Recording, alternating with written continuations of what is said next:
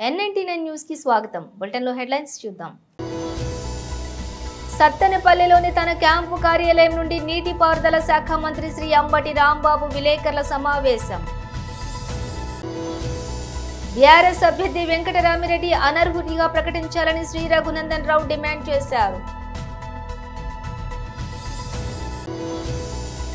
ఈవీఎంలను భద్రపరిచిన strong రూమ్ల వద్ద ఉన్న భద్రతా సిబ్బంది నిరంతరం అప్రమత్తంగా ఉండాలి.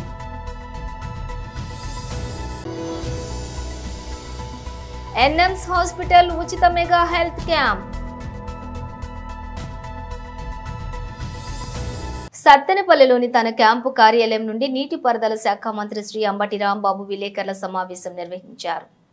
ఓటింగ్ బూత్లను ఆక్యుపై చేసుకుని ఈవీఎంలను పగలగొట్టాలనేటువంటి ఉద్దేశంతో దాడులు కూడా జరిగాయి. ముఖ్యంగా రాష్ట్రంలో పరిశీలిస్తే పలనాడు, అనంతపూర్, అలాగే కొన్ని రాయలసీమ ప్రాంతాల్లో చాలా పెద్ద ఎత్తున హింస చెలరేగింది. కొన్ని సందర్భాల్లో పోలీసులు కంట్రోల్ చేయలేక చేతులు ఎత్తేసినటువంటి సందర్భం కూడా కనిపిస్తుంది. ముఖ్యంగా అనంతపూర్లో కానీ పర్టికులర్గా పలనాడు జిల్లాలో ఉన్న ఎస్పీని, అనంతపూర్లో ఉన్న ఎస్పీని ఎన్నికలకు ముందు ఎన్నికల కమిషన్ మార్చారు. ఇంకా పలు చోట్ల కూడా ఐపీఎస్ అధికారులను మార్చారు. దేనికోసం మార్చారు అంటే, పురంధరేశ్వరి గారు భారతీయ జనతా పార్టీ రాష్ట్ర శాఖ అధ్యక్షురాలు, చంద్రబాబు నాయుడు గారి వదిన గారు, చంద్రబాబు నాయుడు గారితో కలిసి, అంటే వీళ్ళు కలిసే ఉన్నారు అనుకోండి. ఎందుకంటే భారతీయ జనతా పార్టీ, తెలుగుదేశం, జనసేన కలిసి కూటమిగా వచ్చారు. వీళ్ళిద్దరూ కలిసి ఎన్నికల కమిషన్కు ఫిర్యాదు చేశారు. ఎవరైతే ఐపీఎస్ అధికారులు ఉన్నారో వీళ్ళందరూ కూడా ప్రభుత్వానికి తొత్తులుగా ఉన్నారు, వారికి అనుకూలంగా ఉన్నారు. కాబట్టి వారిని మారిస్తే తప్ప నిష్పక్షపాతంగా ఎన్నికలు జరగవు అనేటువంటి ఆర్గ్యుమెంట్ను తీస్తే సహజంగానే ఎన్నికల కమిషన్ కొంత బిలీవ్ చేసి ఉండవచ్చు. ఈ మార్పులన్నీ చేశారు. ఇక్కడ గమనించాల్సిన అంశం ఏమిటంటే, ఎక్కడైతే పురంధరేశ్వరి పిటిషన్ మీద మార్పులు చేశారో ఆ ప్రాంతంలోనే హింస ప్రజ్వరిల్లింది. Note this point. ఇవాళ మనం ఫర్ ఎగ్జాంపుల్ అనంతపూర్ తీసుకున్నాం, ఫర్ ఎగ్జాంపుల్ పల్నాడు తీసుకున్నాం. పల్నాడులో నేను this is the third time I'm going to contest. మూడోసారి నేను పోటీ చేయబోతున్నా. గత 2 ఎన్నికల అనుభవం నాకుంది. ఏ రోజుని కూడా ఇంత పెద్ద ఎత్తున హింస జరిగినటువంటి సందర్భం లేదు. మొన్న ఎన్నికల్లోనే భారీ ఎత్తున హింస జరిగింది. ఎందుకు జరిగింది? కారణం ఏంటి? కొత్తగా ఎస్పీ వచ్చారు. పాత ఎస్పీ పక్షపాత ధోరణితో ఉంటాడని మార్చేశారు. కొత్త ఎస్పీని ఇస్తే బలంగా ఉండాలి కదా, ప్రశాంతంగా జరగాలి కదా. ఎందుకు పూర్వం కన్నా ఎక్కువ హింస జరిగింది అనేది ఇక్కడ పాయింట్ అని మనం చేస్తున్నాం. అంటే ఈ మార్పులు చేర్పుల మీదే కుట్ర జరిగిందా? తెలుగుదేశం, భారతీయ జనతా పార్టీ, పురంధరేశ్వరి గారు, పవన్ కళ్యాణ్ గారు కలిసి కుట్ర చేశారా? కుట్ర చేసి ఈ పిటిషన్లు పెట్టి ఏదో ఒక విధంగా తమ ఓట్లను, ఫాల్స్ ఓట్లను గందరగోళాలు చేసి ఓట్లు వేయించుకోవడం ద్వారా గెలవాలని అనుకున్నారా అనేటువంటి సందేహాలు కలుగుతా ఉన్నాయి. ముఖ్యంగా పల్నాడులోకి వస్తే నర్సరావుపేట పార్లమెంటు నియోజకవర్గం వైఎస్ఆర్ కాంగ్రెస్ పార్టీకి చాలా strong constituency. Everybody knows it. 7కి 7 గెలిచాం పోయిన ఎన్నికల్లో. ఇవాళ కూడా 7కి 7 గెలిచే పరిస్థితి ఉన్నది అని మాకన్నా బాగా తెలిసిన వ్యక్తి అటు పోటీ చేసిన మా పార్టీ వ్యక్తే ఉన్నదాకా. కాబట్టి దీన్ని ఏదో విధంగా నలిపేయాలి అనేటువంటి కుట్రతో ఇదంతా చేశారనేటువంటి భావన కలుగుతోంది. చాలా విచిత్రమైన సంఘటన ఏమిటంటే, ఎన్నికల కమిషన్ ఎవరినైతే అపాయింట్ చేశారో ఎస్పీలుగా వాళ్ళని సస్పెండ్ చేసే పరిస్థితి వచ్చింది. ఇది చరిత్రలో నేను ఎప్పుడు ఎక్కడ చూడాల. ఎన్నికల కమిషన్ అంతకు ముందు ఉన్నటువంటి ఐపీఎస్ ఆఫీసర్లు పక్షపాతంగా వ్యవహరిస్తారేమో అనే అనుమానంతో మంచి చరిత్ర కలిగినటువంటి ఐపీఎస్ ఆఫీసర్లను ఎస్పీలుగా వేస్తే వాళ్ళు విధి నిర్వహణలో ఫెయిల్ అయ్యారని భావించి, ప్రాథమిక సమాచారం ఉందని భావించి వాళ్ళని సస్పెండ్ చేశారు. ఊరినే బదిలీ కూడా కాదు, they suspended from the service at present. ఎంత విచిత్రమైన విషయం. దీన్ని ఏ విధంగా భారత ప్రజాస్వామ్యంలో భావించాలని అడుగుతా ఉన్నా. దీని వెనుక నేను ఒకటే మనవి చేస్తున్నా, నేను ఓడిపోతాను అని అనుకున్న రోజున నారా చంద్రబాబు నాయుడు గారు రాక్షసంగా వ్యవహరిస్తాడు. తనకు అధికారం రాదు అనుకున్నప్పుడు హింసను ప్రజ్వలింపజేస్తాడు. ఇది నారా లోక్సభ ఎన్నికల్లో బీఆర్ఎస్ అభ్యర్థి వెంకటరామిరెడ్డి నిబంధనలకు విరుద్ధంగా ఓటర్లకు డబ్బులు పంపిణీ చేస్తే ఎన్నికల సంఘం అధికారులు ఎలాంటి చర్యలు తీసుకోలేదని మెదక్ లోక్సభ బీజేపీ అభ్యర్థి శ్రీ రఘునందన్ రావు ధ్వజమెత్తారు.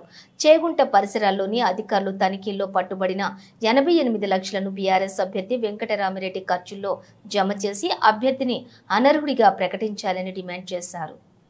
ఒక కారులో 27 పోలింగ్ బూత్లకు సంబంధించినటువంటి డబ్బు 88 లక్షలు పంచితే మొత్తం 2000 పైచిలుకున్నటువంటి పోలింగ్ స్టేషన్లలో మొత్తం వెంకటరామరెడ్డి మనుషులు ఇట్లే కవర్లు తీసుకుపోయి ప్రతి పోలింగ్ స్టేషన్ లో 80% ఆఫ్ ద ఓటర్స్ కి డబ్బులు పంచినారు. బీఆర్ఎస్ ప్రభుత్వమే ఇంకా అధికారంలో ఉందనుకుంటున్నట్టున్నారు పోలీసు వాళ్ళు.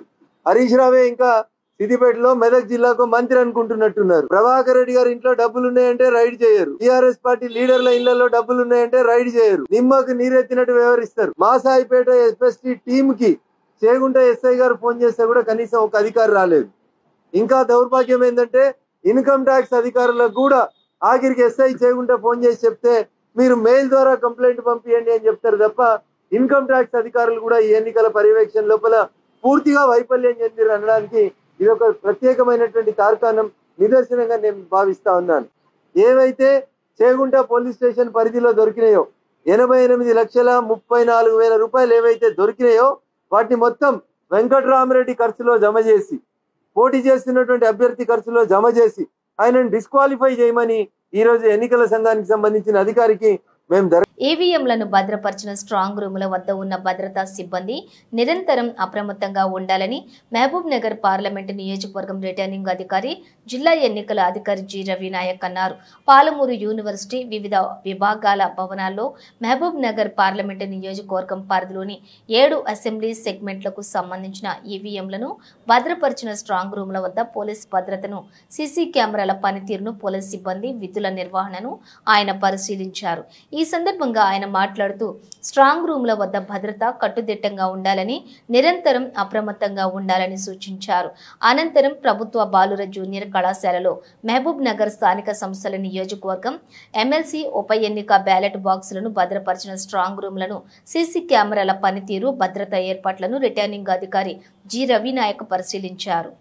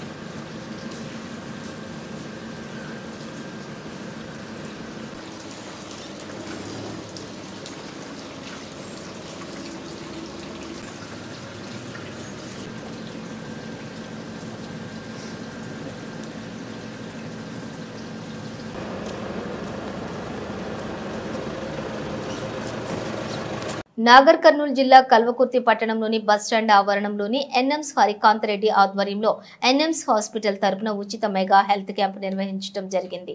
ఇందులో ఉచిత మెడిసిన్స్, జనరల్ మెడిసిన్, ఉచిత షుగర్, బీపీ మరియు రక్త పరీక్షలు, ఉచిత ఈసీజీ నిర్వహించారు. ముఖ్య అతిథులుగా కల్వకుర్తి ఎమ్మెల్యే కసిరెడ్డి నారాయణరెడ్డి పాల్గొని ప్రారంభించారు.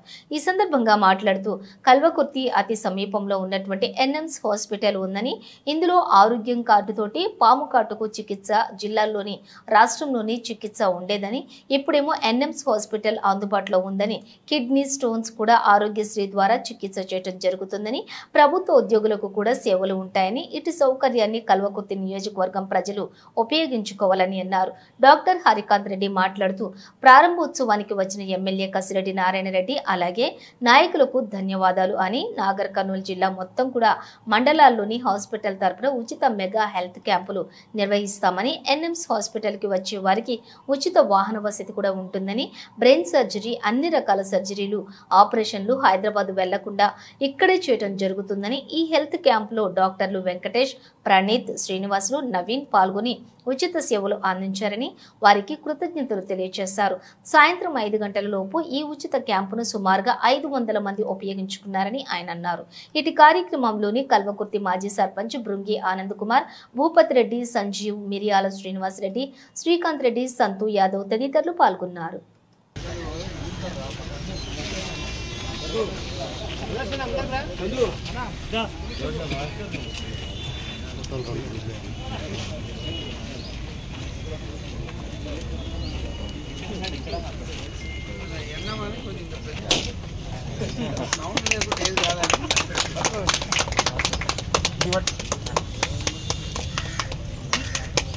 సార్ ఇక్కడ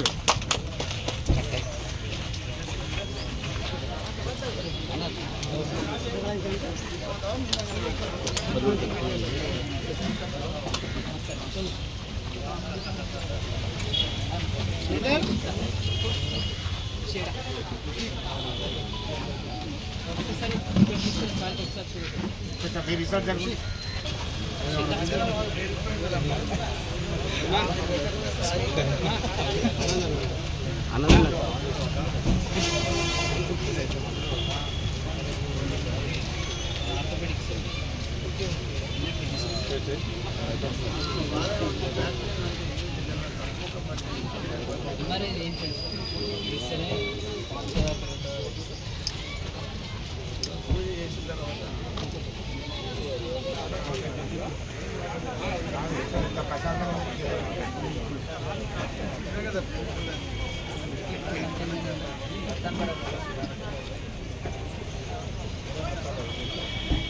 అన్నా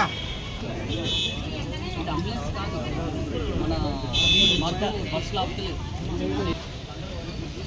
తగ్గిస్తాను ఎలక్షన్ పుణ్యమా అంటూ తగ్గినా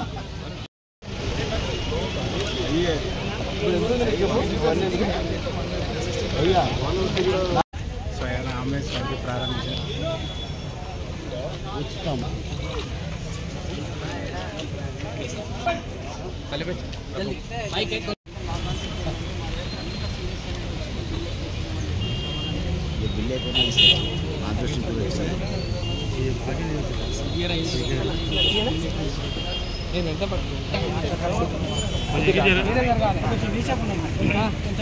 సార్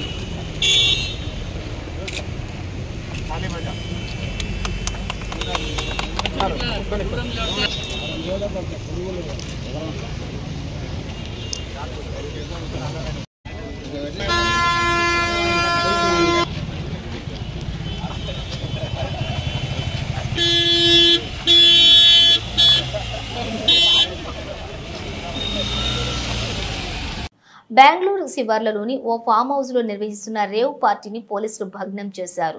ఆ పార్టీకి హాజరైన సుమారుగా 100 మందిని అదుపులోకి తీసుకున్నారు. హైదరాబాద్ కు చెందిన వాసు అనే యువకుడి పుట్టినరోజు సందర్భంగా ఈ పార్టీ ఏర్పాటు చేసినట్లుగా సమాచారం. ఆదివారం సాయంత్రం మొదలైన పార్టీకి తెలుగు రాష్ట్రాలకు చెందిన సినీ, రాజకీయ ప్రముఖులు పలువురు హాజరైనట్లుగా తెలుస్తోంది.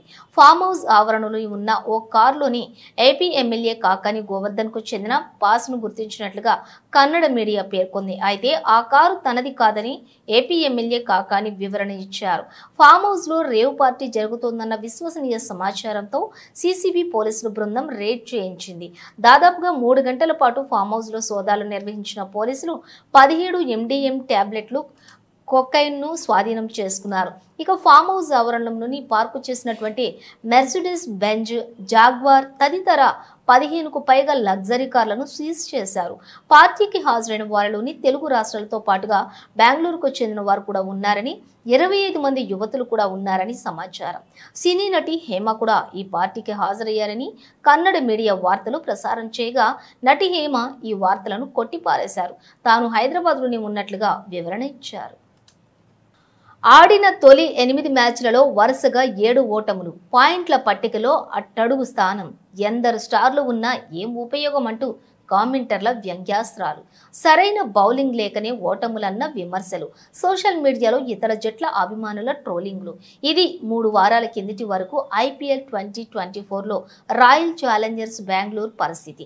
కానీ 3 వారాలు గడిచేసరికి పరిస్థితిలో అనూహ్య మార్పు. ఆడిన తర్వాతి 6 మ్యాచ్లలో కూడా వరుసగా 6 విజయాలు, పాయింట్ల పట్టికల్లో 4వ స్థానంలోకి ఎగబాకి ప్లే ఆఫ్ కు అర్హత.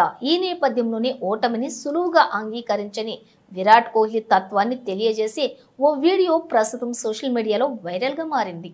ఏ విషయంలోనైనా విజయం సాధించేందుకు 1% అవకాశం ఉన్నా ప్రయత్నం లోపం లేకుండా 100% కృషి చేస్తే ఆశించిన ఫలితం తప్పక లభిస్తుందని చెప్పుకొచ్చాడు. ఆ వీడియోలో కోహ్లీ స్వీయ నమ్మకానికి ఉన్న శక్తిని వివరించారు. ఒక్కోసారి విజయం సాధించడానికి కేవలం ఒకే 1% అవకాశం ఉండొచ్చు, కానీ కొన్నిసార్లు ఆ 1%మే సరిపోతుంది. కానీ మీరు ఆ 1% గురించి ఏమనుకుంటున్నారనేదే ముఖ్యం. ఆ 1% అవకాశాన్ని 10%గా, అక్కడి నుంచి 30%గా మార్చుకునేందుకు కూడా మీరు శక్తులు ఒడ్డేందుకు సిద్ధంగా ఉన్నారా? మీరు శక్తి వంచన లేకుండా ప్రయత్నిస్తే అలాంటి పరిస్థితుల్లో ఏదైనా సరే అద్భుతం జరగొచ్చు అంటూ కోహ్లీ యువతతో స్ఫూర్తి నింపాడు. నల్గొండ బీఆర్ఎస్ పార్టీ కార్యాలయంలో జెడ్పీ చైర్మన్ బండా నరేందర్ రెడ్డి, నల్గొండ మాజీ శాసనసభ్యులు కంచర్ల భూపాల్ రెడ్డితో కలిసి ఏర్పాట్లు చేసిన విలేకరుల సమావేశంలో మాట్లాడుతూ వరంగల్, ఖమ్మం, నల్గొండ పటాభద్రుల నియోజకవర్గం బీఆర్ఎస్ పార్టీ అభ్యర్థి ఏనుగుల రాకేష్ రెడ్డి బిట్స్ పిలానీలోని చదువుకొని గోల్డ్ మెడలిస్టునైన తాను అమెరికాలో పెద్ద ఉద్యోగాలలో, కంపెనీలలోని ఉద్యోగాలు చేస్తూ వాటిని కూడా వదులుకుని ఇక్కడ ప్రజలకు తనవంతుగా సేవలు అందించాలని వచ్చానని, కాంగ్రెస్ పార్టీ 6 గ్యారెంటీలు 420 హామీలతోటి అధికారంలోకి వచ్చిందని, 5 నెలలైనా వాటి మాట మరిచిందని, జాబ్ క్యాలెండర్ ఊసేలేదని, 46 జీవో రద్దు మరిచిందని, నిరుద్యోగ భృతి హామీ ఇవ్వలేదు అంటుందని, ఇటువంటి సమయంలోని ఆ హామీల అమలుకు ప్రతిపక్షం చాలా బలంగా ఉండాలని, అందుకే ప్రశంసించే గొంతును కాకుండా ప్రశ్నించే గళాన్ని పంపాలని పట్టభద్రులను కోరుతున్నానని, విజ్ఞులు, సమాజం గురించి ఆలోచించే శక్తి కలిగిన పట్టభద్రులు లైక్లు, వ్యూస్ల కోసం కాకుండా అట్లా చూసేవారిని బ్లాక్మెయిల్ చేసేవారిని కాకుండా నిరుద్యోగుల కోసం, యువత కోసం, పట్టభద్రుల కోసం పనిచేసే వారిని గుర్తించి పంపాలని కోరారు. సమస్యల మీద నిర్మాణాత్మకంగా నేను పనిచేయడం జరిగింది. సమస్యల మీద పోరాటం చేసేటువంటి ప్రయత్నం చేయడం జరిగింది. ప్రభుత్వం యొక్క దృష్టిని ఆకర్షించేటువంటి ఒక ప్రయత్నం చేయడం జరిగింది. దాంట్లో నిజాయితీ ఉంది కాబట్టి నేను తెలంగాణ కేసీఆర్ గారి నాయకత్వంలో ముందుకెళ్తుంది కాబట్టి దాంట్లో నేను భాగస్వామ్యం కావాలనుకున్న తర్వాత కేసీఆర్ గారు నా పోరాటంలో నిజాయితీ ఉందని గమనించిన తర్వాత ఎంతో మంది సమఉద్యోగులు ఉన్నా కూడా, ఏమాహేమీలు ఉన్నా కూడా, ఇప్పుడున్నటువంటి రాజకీయ ఈ నోటిఫికేషన్ ఇష్యూ చేసింది బీఆర్ఎస్ ప్రభుత్వం అయితే, పరీక్షలు నిర్వహించింది బీఆర్ఎస్ ప్రభుత్వం అయితే, ఫలితాలు ఇచ్చింది బీఆర్ఎస్ ప్రభుత్వం అయితే, మేము ఉద్యోగాలు ఇచ్చినామని చెప్పి వాళ్ళు డబ్బు కొట్టుకుంటున్నారు. నిరుద్యోగ యువత అందరికీ కూడా తెలుసు. ఇప్పుడు మేము లైబ్రరీలో పోతే కూడా అదే అంటాను. వాళ్ళు మేము పొద్దున లైబ్రరీ పోయినాం, అక్కడ ఒక జాబ్ యాస్పిరెంట్ నన్ను పక్కకు తీసుకెళ్లి మరీ చెప్పిన, అన్న వీళ్ళు ఉద్యోగాలు ఇచ్చామని చెప్పుకుంటున్నారని, 30,000 ఉద్యోగాలు ఇచ్చింది కేసీఆర్ ప్రభుత్వం, వీళ్ళు ఇవ్వలేదు అని చెప్పి వారే చెప్తున్నారు.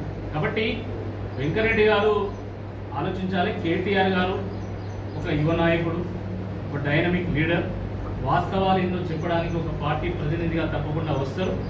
మీరు చెప్పుకోవాల్సింది ఉంటే మీరు ఏదో చెప్పుకోండి, కానీ దయచేసి ఇలాంటి వ్యాఖ్యలు చేయకుండా ఉండాల్సిందే ఈ సందర్భంగా నేను అనుకుంటున్నాను. చాలా గమ్మత్తుగా ఉంటుంది, చాలా గమ్మత్తు ఉంటుంది. మాకున్నది 2 ఎమ్మెల్యేలే, 2 ఎమ్మెల్యేలకే ఇంతమంది భయపడతాను. కేవలం 3.5 లక్షల మంది ఐటీ ఉద్యోగులు ఉంటే ఈరోజు 9 లక్షల మంది ఐటీ ఉద్యోగులు ఉన్నారు. టీఎస్పీఎస్సీ వచ్చిన తర్వాత 2,62,000 కోట్ల పెట్టుబడులు తీసుకొచ్చి 23,000 కంపెనీలను తీసుకొస్తే 17 లక్షల మందికి ఉపాధి కలిగింది. ఇది వాస్తవం కాదని అడుగుతా ఉన్నా. ఒకనాడు 53,000 కోట్ల రూపాయలైనటువంటి ఐటీ ఎగుమతులు ఈరోజు 2,50,000 కోట్ల రూపాయలకు చేరింది. వాస్తవం కాదని అడుగుతున్నా. మరి ఇదంతా ఉపాధి కల్పన జరగలేదా? అయినా ఇంకా ప్రభుత్వ ఉద్యోగాలు పెరగాలి, మీకు కాదంటలేము. ప్రభుత్వ ఉద్యోగాలు పెరగాలి. దానికి మీరేం చేస్తున్నారు చెప్పండి. ప్రజలు ఎంతో ఆశపడి, ముఖ్యంగా నిరుద్యోగులు ఎంతో ఆశపడి మిమ్మల్ని గెలిపించారు కదా, మరి మీరేం చేశారు? కోమటిరెడ్డి వెంకరెడ్డి గారు చాలా సీనియర్ నాయకుడు. నేను సూటిగా ప్రశ్నిస్తున్నా. 30,000 ఉద్యోగాలు మేము ఇచ్చినామని మీరు చెప్తున్నారు కదా. బులెటిన్ ముగించే ముందు హెడ్లైన్స్ మరోసారి. సత్తెనపల్లిలోని తన క్యాంపు కార్యాలయం నుండి నీటిపారుదల శాఖ మంత్రి శ్రీ అంబటి రాంబాబు విలేకరుల సమావేశం. బీఆర్ఎస్ అభ్యర్థి వెంకటరామిరెడ్డి అనర్హుడిగా ప్రకటించాలని శ్రీ రఘునందన్ రావు డిమాండ్ చేశారు.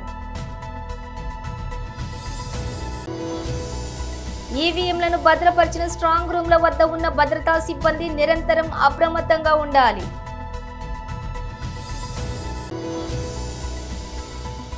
ఎన్ఎంస్ హాస్పిటల్ ఉచిత మెగా హెల్త్ క్యాంప్. ఇవి బులెటిన్ విశేషాలు. మరో బులెటిన్తో మళ్ళీ కలుద్దాం.